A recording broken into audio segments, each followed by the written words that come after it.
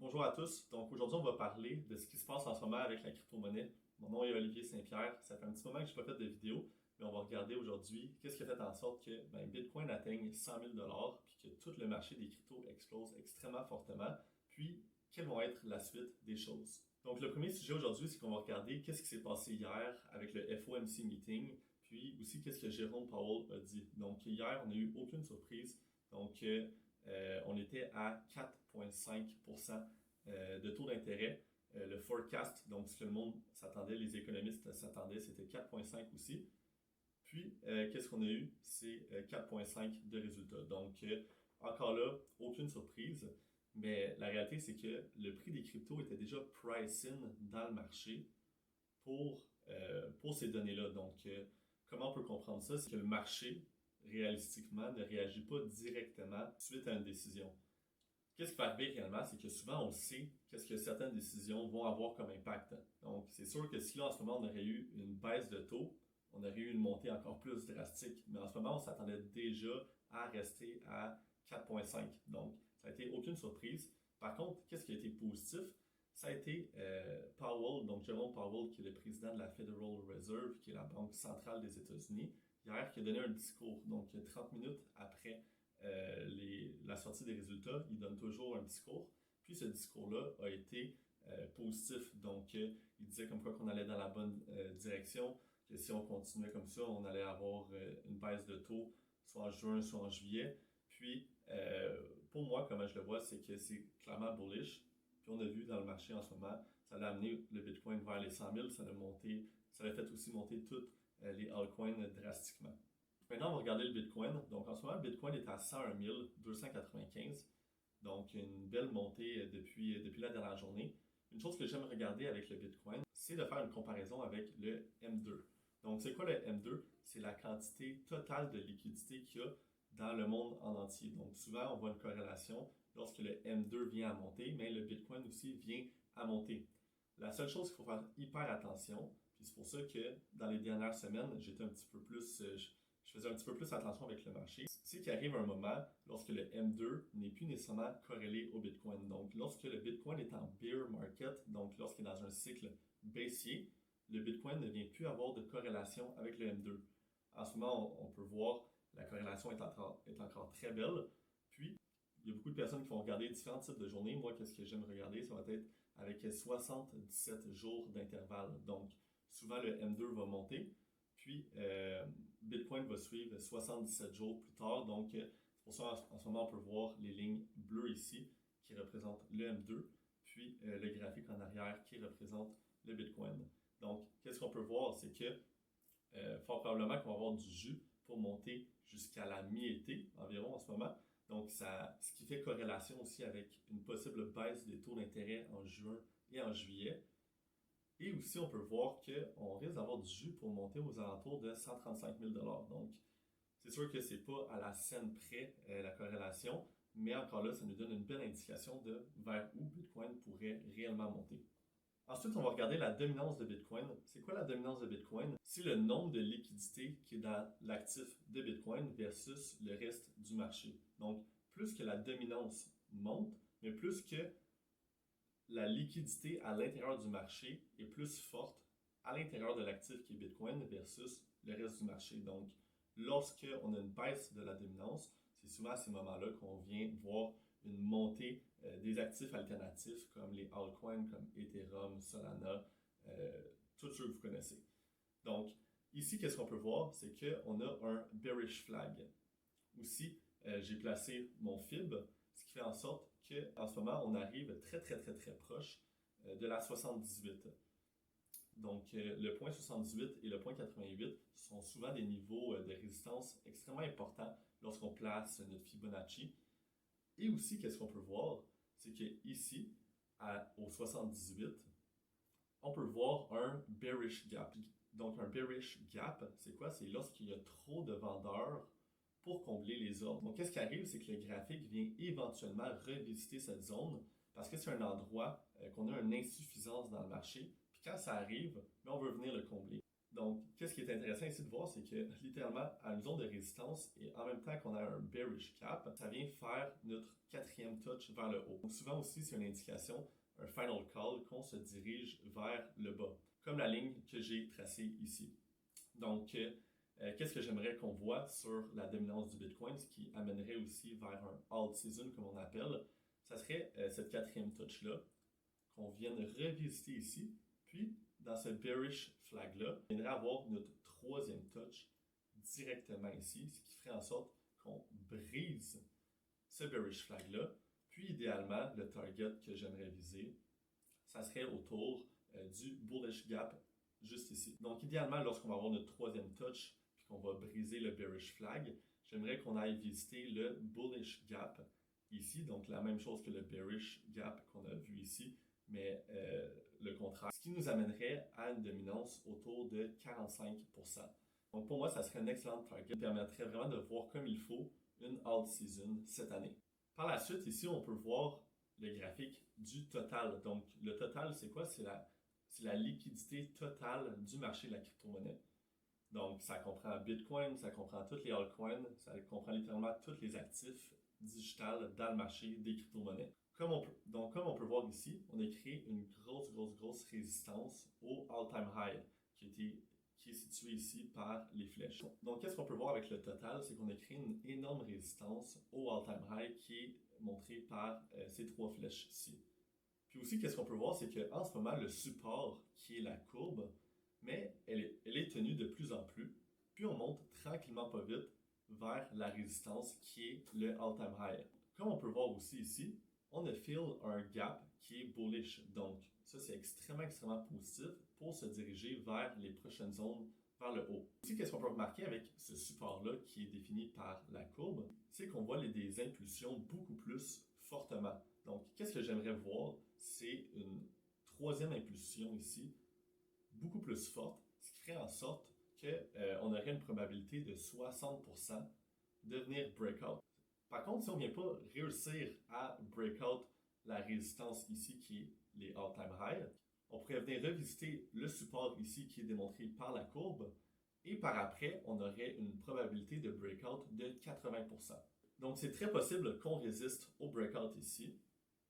Donc, si on vient retester pour une cinquième fois le support, on va avoir une chance de 80% de breakout. Donc, en ce moment, le support nous dit qu'on se dirige là. Et une fois qu'on va breakout, on vient placer notre fib du haut jusqu'en bas ici pour avoir la target qu'on vise. Donc, le target qu'on vise, c'est le Golden Ratio du premier niveau de l'extension de Fibonacci, qui est au 61,8. Et c'est ce qui nous amènerait vers les 1,65 trillions de dollars. Donc, c'est certain que ça, c'est ma première cible. Idéalement, je vais commencer à me poser des questions à partir de ce moment-là.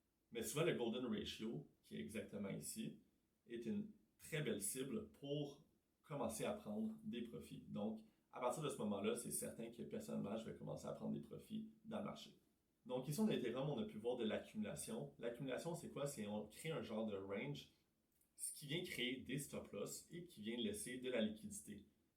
Par la suite, on a pu voir aussi Ethereum qui suivait une belle droite de tendance qui a été brisée par la manipulation. Donc en brisant la droite de tendance, on vient chercher la liquidité et les stop-loss qui ont été créés par l'accumulation. Puis aussi, on avait une autre droite de tendance ici qui a été brisée officiellement, ce qui nous permet de comprendre que la manipulation est terminée puis qu'en ce moment, on se dirige vers une zone de distribution. Donc, c'est le concept classique du AMD, qui est un concept de trading que nous, personnellement, on implémente dans notre trading. Par la suite, on va venir regarder la charte de Ethereum versus le Bitcoin. Donc, pourquoi c'est intéressant de voir Ethereum versus le Bitcoin? C'est qu'on peut voir vraiment la corrélation face à la force de Ethereum versus le Bitcoin. On a pu regarder dans les dernières semaines, la force de Ethereum était extrêmement faible comparée au Bitcoin. Mais en ce moment, on a fail de créer un nouveau lot. Donc, ce qui a créé aussi un double bottom. On s'est rendu plus loin que la 88 en plaçant notre Fibonacci. Donc, lorsqu'on fail de créer un nouveau lot, la prochaine cible devient le top.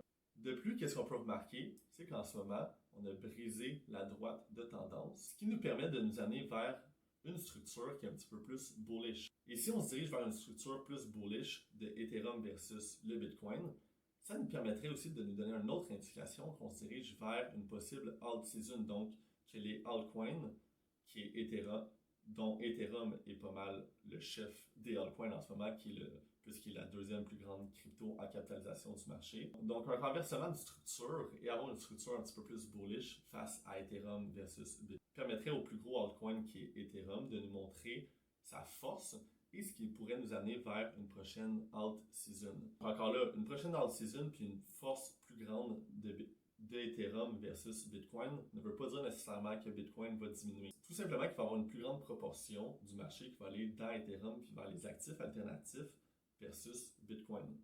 Maintenant, on vient regarder XRP parce que je sais qu'il y a beaucoup de grands fans de XRP. Donc, qu'est-ce qu'on peut remarquer, c'est qu'on a eu une belle impulsion en novembre de 585% en l'espace d'environ 72 jours. Puis par la suite, on s'est arrêté puis on a commencé à créer un beau canal parallèle. Donc, on a pu voir une première touch ici, une deuxième touch ici, puis en ce moment, on se dirige vers une troisième touch.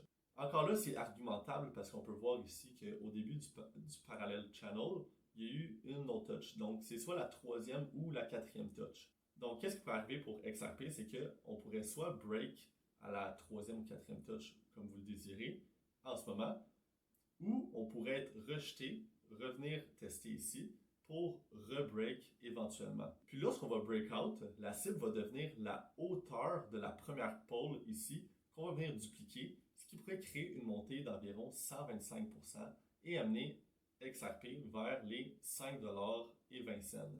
Encore là, tout va dépendre de où qu'on break sur le parallel channel ici. Donc, à partir du moment qu'on va break, c'est là qu'on va pouvoir dupliquer la pole qui est ici de cette montée-là, la mettre ici, puis c'est ce qui va nous donner notre prochaine cible de vente. Donc, en ce moment, si on break autour d'ici, on va pouvoir mettre notre pole et on va pouvoir se diriger vers un 125% autour de 5,2$. Donc, la dernière charte que je voulais regarder, parce que selon moi, c'est une très belle opportunité en ce moment, c'est ENA. Donc, en ce moment, sur le bigger picture, on peut voir qu'on a fait un double bottom. Donc, un bottom ici, puis un deuxième bottom ici. Puisque la 88 est reconnue aussi pour amener des double bottom. Puis si on zoom in un peu plus, on peut voir ici qu'on a fail de créer un nouveau low.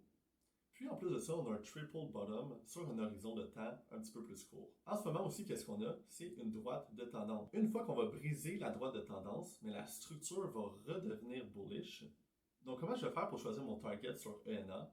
C'est que lorsqu'on voit des double bottom, ce qu'on a pu voir ici, c'est que la cible va devenir le high qui a créé l'impulsion. Donc, qu'est-ce qu'on peut voir, c'est qu'en ce moment, ce que je vais target, ça va être les alentours de 300% et aller chercher les alentours de 1$, 1,3$.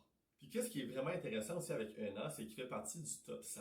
Il y a une très grande capitalisation, mais en ce moment, il n'y a pas énormément pompé. Donc souvent, puis si vous prenez le temps de regarder, tous les actifs qui sont dans le top 100 puis qui ont une belle réputation, puis qui ont un petit peu de retard avant de monter, ils viennent toujours par rattraper par la suite. Donc en ce moment, ENA, pour quelqu'un qui aurait aucun positionnement au marché ou très peu, mais pourrait être une très belle opportunité pour ne pas manquer déjà la hausse qu'on a eue au courant des 2-3 dernières semaines et au courant de la dernière journée.